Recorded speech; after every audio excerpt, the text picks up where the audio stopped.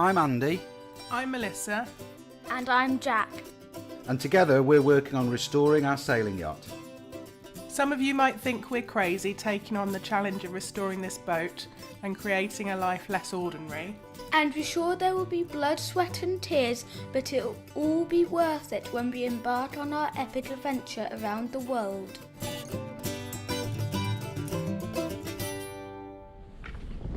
Ooh, the sun's bright.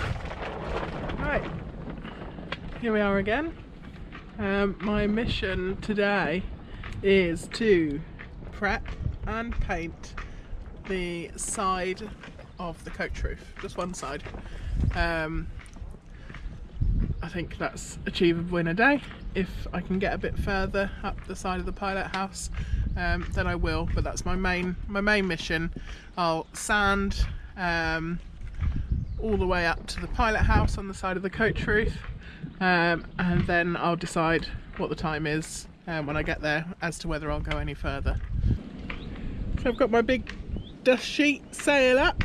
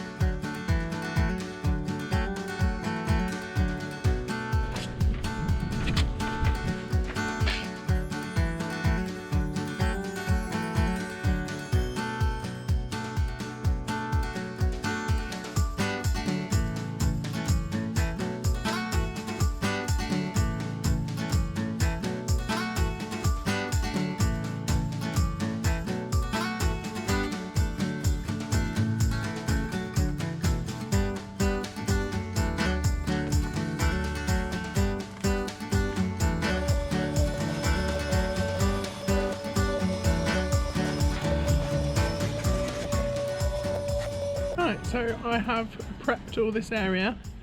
Now I'm ready to clean it and paint it. Just a quick look. Prepped, ready and painted, ready to paint. I haven't focused too much around the windows because we've got work to do on the windows. They're going to be replaced or come out and put back in. So I'll just be painting up to those.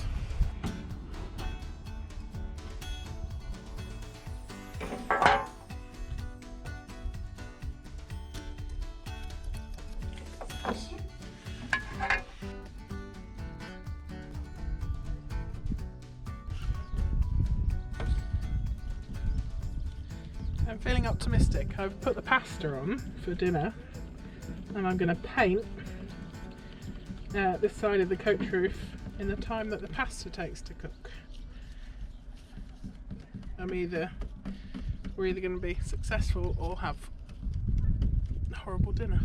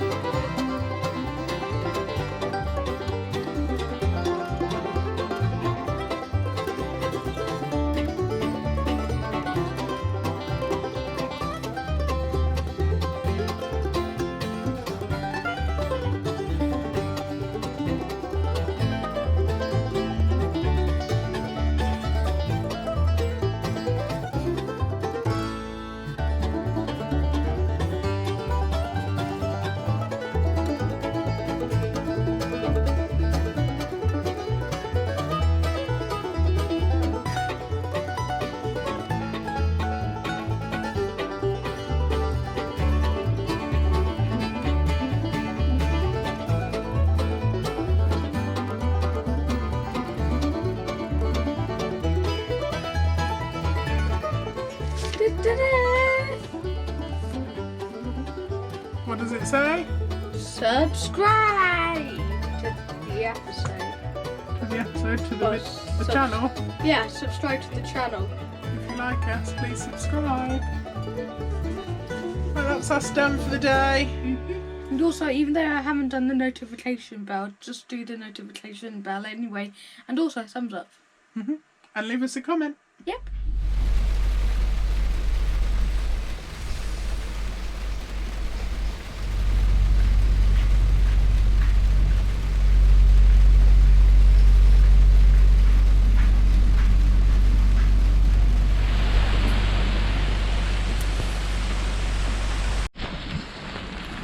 Well, as you can see, it's absolutely tipping it down. Really annoying. Came here yesterday, came here last night with the plans to carry on welding in the cockpit, on the cockpit coamings, and start fitting the brackets for the wooden slats in the cockpit. Got all the stuff for that. But woke up this morning and it's absolutely persisting it down. So no outdoor work. Totally impossible to use power tools outside. So I'm going to have to find something to do indoors, aren't I?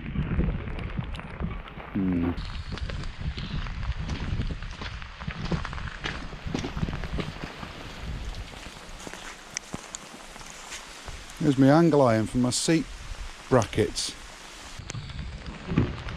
And there's all the wood that I was going to use to figure out how my seats are going to go.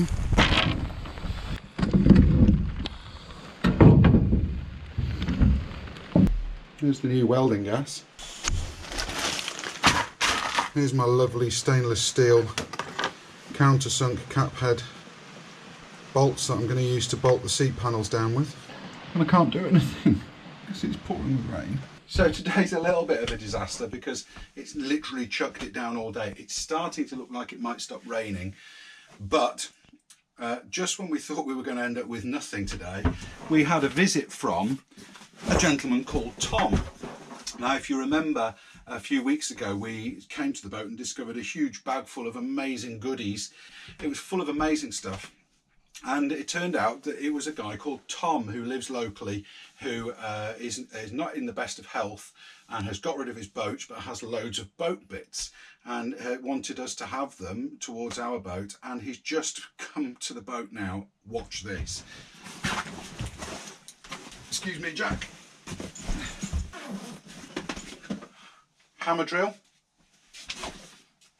Drill? Impact driver. Oh, is that an impact driver? That's an impact driver. Oh, okay. That's cool. I didn't know that one. Jigsaw. Cordless. All of them are cordless. Are they? Yeah.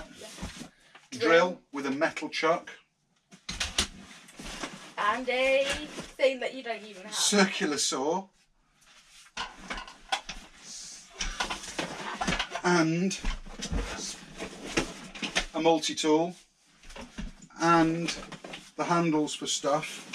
And he said he couldn't find the angle grinder, but he's going to drop it off when he can find it. And drill bits. We've already got 4 angle grinders. Yeah, but we haven't got a battery one. Drill bits. Ratchet spanners. What's in here? Dunno. Oh, soldering iron and soldering stuff. More handles. Fork handles. Oh, wait a second, no, this is for the angle. That's for the angle grinder. Driver bits. Oh. And then in this next And bag, this. yeah, that's a guide for the another saw. handle. And then in here, Is batteries. battery charger and What's that? a multimeter and a little socket set, little miniature socket set, very handy, and the rechargeable batteries for all power tools. That is Awesome. crazy. And awesome. Unbelievable.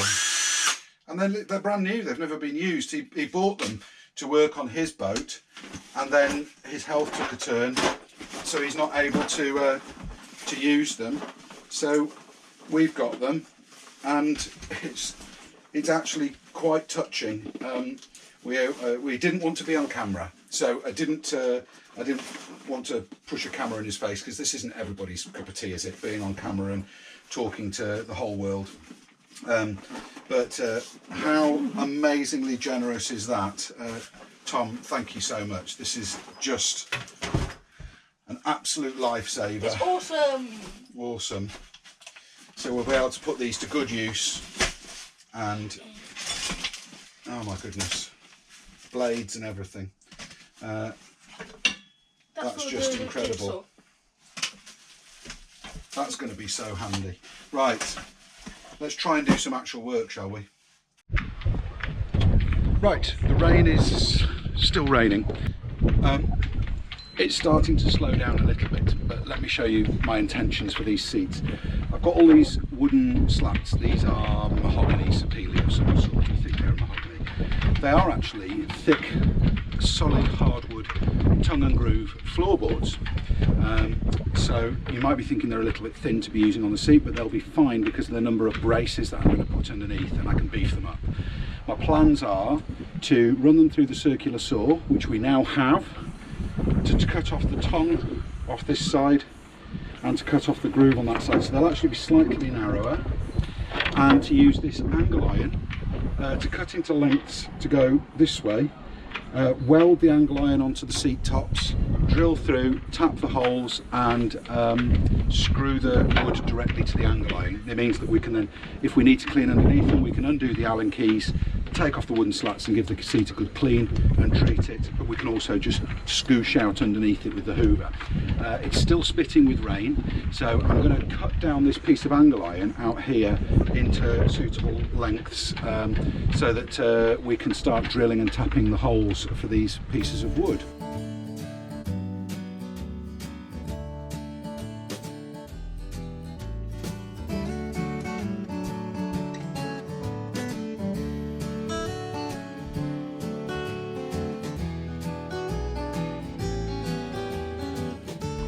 So that there welds onto the seat like this, and then the wood will sit on top of it. So, like so. And what I'm going to be doing is drilling through the wood, drilling through the steel. I'm probably, to begin with, just going to drill the front one and the back one, and then we can work out what the spacing of all the others in between is. So the front one and the back one obviously aesthetically have got to be right. We're going to weld that to the metal of the seat and put the wood on top so that the wood doesn't sit straight on the sheet steel. This piece of metal is going to go under the seats here, and it's going to need to have 5 holes drilled in it. So our pieces of wood that we're using for the slats will be 60mm wide. So each one of them will be 6 centimetres, look, 60mm, so that wide, by the time we've cut the edges off. This piece of metal, this first one, is 380mm. Okay, so we're going to mark out this piece of steel to drill it out to put the countersunk stainless steel bolts in. First of all, can I ask you to mark 2 centimetres, 20mm from the end of the piece of metal? Yeah. We're right on the end? No. Excuse me, sneezing. Yeah, go on. 20mm. Okay, and we want to create 5 marks. Okay, so 20mm, and we're going to get it pretty accurate. So we're going to start off by saying it's how long's the piece of metal? I've forgotten now. 38 centimetres, 380mm. So we're going to go 38. We're going to take 2 centimetres off the beginning and 2 centimetres off the end. 38 minus 4 is what? Say that again. 38 minus 4 is what? 34. 34. I'm going to divide that by 4, because the first mark is at the beginning. So we want 4 of these divisions. So they're going to be 8.5 centimetres, 85mm apart each. So the first one, please, at 80. Hang on. 5. 85. Very good. Now, what a lot of people do wrong when they well, go on, you explain what people do wrong when they're adding up. Well, they put the The ruler. Like they keep doing it like 80.5, 80.5. But if that one is wrong, it's going to be every single one's going to be wrong. So what do you call that? A compound. I've forgotten. Compound error. Yes. Absolutely. So if the first one has got an error in it, and then the second one has got an error in it, the second one inherits its own error and the error from the first one. Yeah. So we don't do that. We always measure from the starting point. So 8.5 is the first one. The second one is 8.5 plus 8.5. 8.5. What's 8.5 plus 8.5, Jack? See if you can do it in your head. 8.5 plus 8.5. Or what's 8 and 8? Oh, 8. 2 8s are? 16. And what's 0.5 plus 0.5? 5.5. 0.5 plus 0.5 is 1. So 16 plus 1? 16 plus 1 is 17. Correct. So the next one is at 17 from the starting point. I don't know why that took me so long. I don't know why that took you so long. 17? 17. Yeah. Just straight on 17. Yeah. Doodly tum. Plus 8.5. 17, 18, 19, 20, 21, 22, 23, 24, 25.5. 25. 25.5. 25.5, correct. And then the last one should be 34. And it is 34, is it not? So we'll just draw a line down the centre. I'll do that because it's a bit tricky to hold the... Dad? Yeah. My ear extremely hurts. Really? Yeah. Hey. Like really, really, really bad? When did that start? 2 seconds ago. That's interesting. Inside your actual ear? Where the eardrum is, kinda. Like deep inside? Yeah. Okay. So we might have to cut this short and nip off to the doctor's. But are you going to carry on for a bit? How bad is it? It is like pouring a bucket of lava in your ear. Okay, listen, if you can cope with it, that's fine, but if it's really painful, you need to tell me, because with your cochlear implants, we need to go to the doctors if it's really bad. So we need to just keep an eye on that.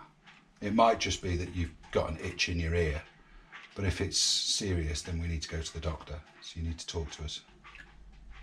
It hurts like inside. Like, Yeah, I think you might have an ear infection. Like where the eardrum is, I think. Okay. Like deep in. Deep inside where the eardrum is. Okay. Right. We'll carry on for a minute, but if this is too painful, then we'll abandon boat work and go and sort your ears out. It might just be something that passes in a minute or two, okay? We'll see how we get on. Okay. Next thing then, we've got to centre punch all of these little holes. I haven't got a centre punch, so I'm going to use a screw, and the centre punch just makes a tiny little dent in the metal, Okay. so that the drill bit doesn't skitter around and drift about. I'll do this bit because I've only got a screw to do it with, and I don't want Jack to hit his thumb, but yeah, that's fine. So those little dents will just stop the drill bit from skittering around. Next thing is to drill a pilot hole all the way through. Let me go and get the drill and the drill bits. Do you know what this is? Turbo insurance spray. This here is a special paste. This is the vertical stuff that you can use on vertical lines, but this is for keeping the drill bits cool when you drill. So it says turbo. it's, yeah, well, yeah, turbo just means that everything's better. You know, cars are called turbo. You can put turbo on anything. It actually is nonsense, because a car with a turbo deserves to have the word turbo on it. but people put the word turbo on stuff when they just want to make them look cool. So I don't know why this has got turbo endurance, but it's just some cooling paste. So let me drill that out. It just means that your drill bits last a little bit longer.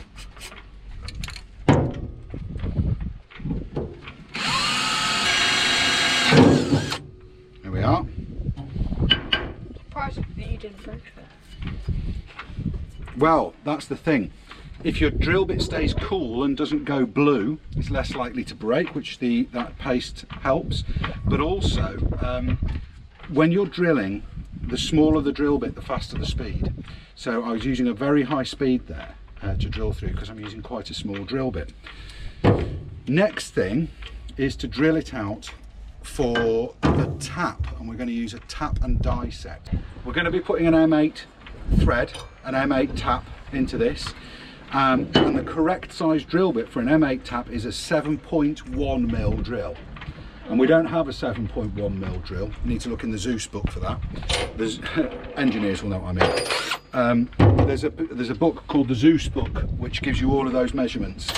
But a 7.1mm drill is the correct drill to use, and we don't have one, so I'm using a 7mm drill, and I'm hoping it will be okay. Smoke. Yeah. That's fine. There's our 7mm hole then. What was all that stopping? Eh? They kept stopping. Well, so when the drill gets nearly to the end, you get some swarf build up and it stops the drill bit turning. So that's fine. And what have we got to tap the hole with? We have this tap and die set, which was given to us by Tom, who gave us all the tools. So the guy's a legend. He's actually thinking about setting up his own YouTube channel, I think. He wants to restore a boat for injured war veterans, so he hasn't started it yet, but if and when he does, I will of course be promoting that to Kingdom Come. Tap. Yeah, this is a tap. That's very, very, very hard steel. It's very brittle actually. So what we do now is we work this in. I won't let you do this one because we'll end up with a snapped die, and we don't want to do that. But we work this in backwards and forwards, allowing the swarf to come out each time. Put a little bit more lubricant on it. Oh, sorry. Now this is going to be slightly tight because if you remember, we didn't have the right size drill bit. We didn't have the 7.1, we only had the 7. So I might have to open it out slightly. Right, no, we're biting, that's good. Now, that's biting into the steel quite nicely, but the temptation is to keep screwing it down, and that's the wrong thing. What you want to do is back it out, back it out, back it out, and let that swarf clear out, and go back down to the bottom of where you got it to, and a little bit further each time. It's coming through actually. It will come through very slowly, and back it out. It's nearly through. We've got hundreds of these holes to do.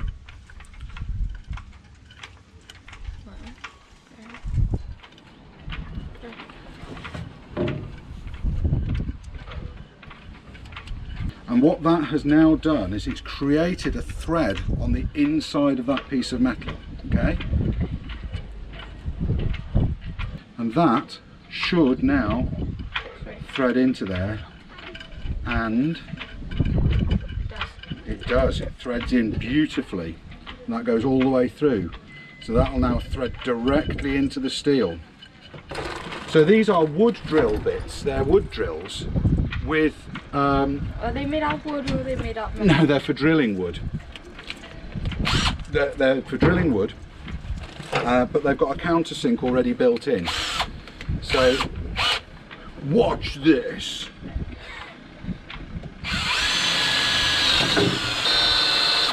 So that now means that this bolt will go in there and sit flush in the wood. Do you see? Okay. And then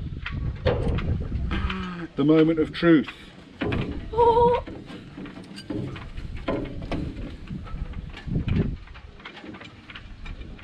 Just step back. I know. So, there we go, look. Now, what that means is that when this piece of wood is sitting on the seat like that, it's actually sitting on this metal standoff. That's threaded in place. It means we can unscrew these to take the whole seat slats off if we need to clean underneath them. We can space these as often as we need to stop the wood from flexing. It's going to be like this height now? No, they'll only be, actually this is 25mm plus the thickness of the wood, so they'll be about 35mm higher than they are now. 3 centimetres higher. So an inch and a tiny, no, only a tiny bit. But there you go. That's how I'm fixing the seat. They'll go all over here, they'll go all across that back seat that we talked about before with the gas locker, maybe even some on the top of the cockpit coamings to give you a bit more grip to stand on, and maybe even some up here, I'm not really sure. But we can't do any more now because Jack, I think, is coming down with an ear infection. So we're going to need to take him to the doctors, I think. God bless him. What a little trooper. Well, when we were there, it just started all suddenly. Yeah, it started suddenly hurting. So we're going to put the tools away and we're going to take Jack home to see Mum. It might just be that he needs Mum and needs a cuddle, or it might be that we need to go to the doctors. We'll see. That's our seat arrangement, guys.